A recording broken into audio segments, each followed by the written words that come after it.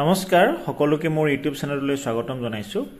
সৰস্বতী পূজা দেওবাৰে নে সোমবাৰে, কোন তাৰিখত সৰস্বতী পূজা পালন কৰিলে ভাল হ'ব?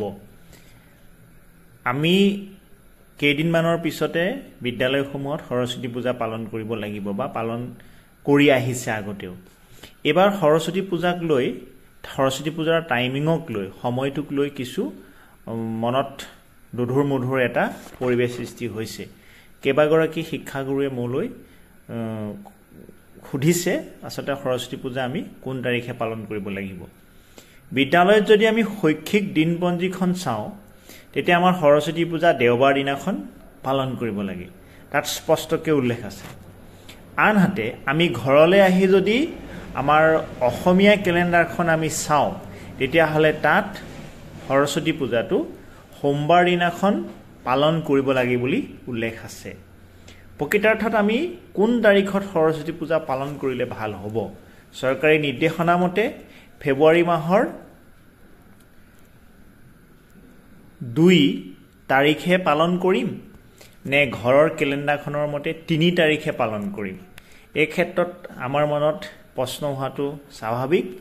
আমাৰ যিহেতু শৈক্ষিক দিনপঞ্জীখনৰ স্পষ্টকৈ 2 তাৰিখে সেইদিনাখন দেওবাৰ সৰস্বতী পূজা পালনৰ নিৰ্দেশনা দিয়া আছে বা আমি সেইদিনাখন পালন কৰিব লাগে বিদ্যালয়ত, যিহেতু আমি চৰকাৰী অনুষ্ঠান চৰকাৰৰ নিৰ্দেশ মতে পালন কৰি থাকিব লাগে। কিন্তু ঘৰত আহি পেলাই যিহেতু আমাৰ দেৱী পূজা হয়, দেৱী মাৰ পূজা হয়, আমাৰ ঘৰৰ এটা সংস্কাৰ থাকে, যিটো ডেটত, যিটো তাৰিখত আমাৰ পূজাটো পালন কৰিলে মনটো সুচী হয়, সেইদিনাখন সৰস্বতী পূজাটো পালন কৰিলে আমাৰ সকলোৱে ভাল লাগে বা আমি পালন কৰি ভাল পাওঁ।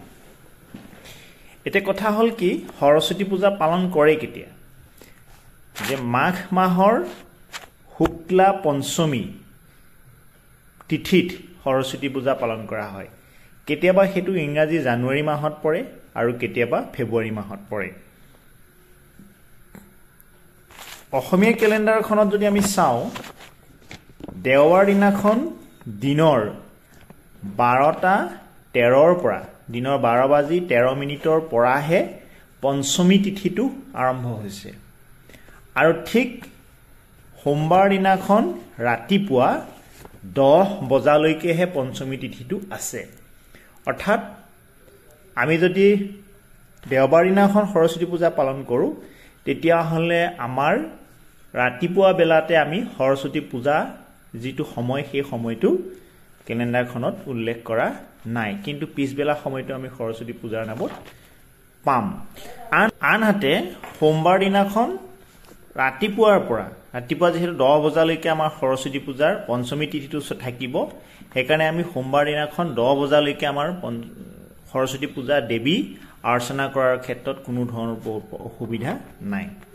এতিয়া কথা হ'ল কি, দেওবাৰ দিনাখনো আমি পালন কৰিব পাৰোঁ, ঈশ্বৰৰ ভক্তি, দেৱীৰ ভক্তি কৰাৰ কোনো বাধা নাই, বা সোমবাৰ দিনাখনো আমি দেৱী মাক পূজা কৰিব পাৰোঁ। প্ৰকৃতাৰ্থত চাবলৈ যদি যোৱা হয়, আমি ৰাতিপুৱা যিহেতু পূজা অৰ্চনা কৰোঁতে যিটো তিথিত পূজা অৰ্চনা কৰা হয়, সৰস্বতী হৈছে জ্ঞানৰ দেৱী, পোহৰৰ দেৱী। দিনৰ জ্ঞানৰ পোহৰত সূৰ্য উদয় হোৱাৰ লগে লগে যদি আমি দেৱী মাৰ ওচৰত পূজা অৰ্চন কৰোঁ, নিশ্চিতভাৱে আমাৰ সকলোৰে ভাল হ'ব। কোনোৱে হয়তো কোনো বিদ্যালয়ত হয়তো দেওবাৰে পালন কৰিব, তাতো কোনো অসুবিধা নাই।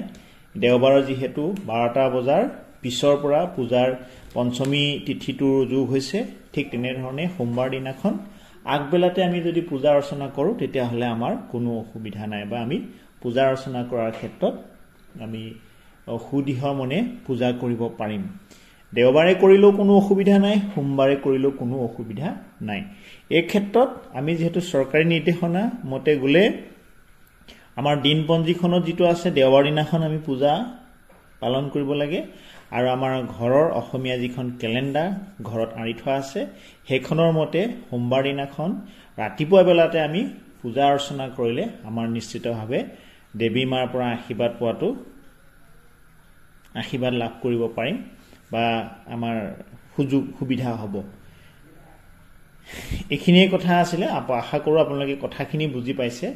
যদি চৰকাৰৰ নিৰ্দেশনা আমি পালন কৰি দেওবাৰ দিনাখন পূজা অৰ্চনা কৰিলে, আনহাতে তিথি অনুসৰি সোমবাৰ দিনাখন পুৱা বেলাতে বা 10 বজাৰ আগতে যদি আমি দেৱী মাৰ ওচৰত সেৱা অৰ্পণ কৰোঁ, সেৱা অৰ্ঘ্য দিওঁ, তেতিয়াহ'লে কোনো ধৰণৰ আমাৰ অসুবিধা নহয়। আপোনালোকে কথাখিনি বুজি পাইছে? তেতিয়াহ'লে ভিডিঅ'টো লাইক, শ্বেয়াৰ আৰু ছাবস্ক্ৰাইব কৰি দিব। Thank U.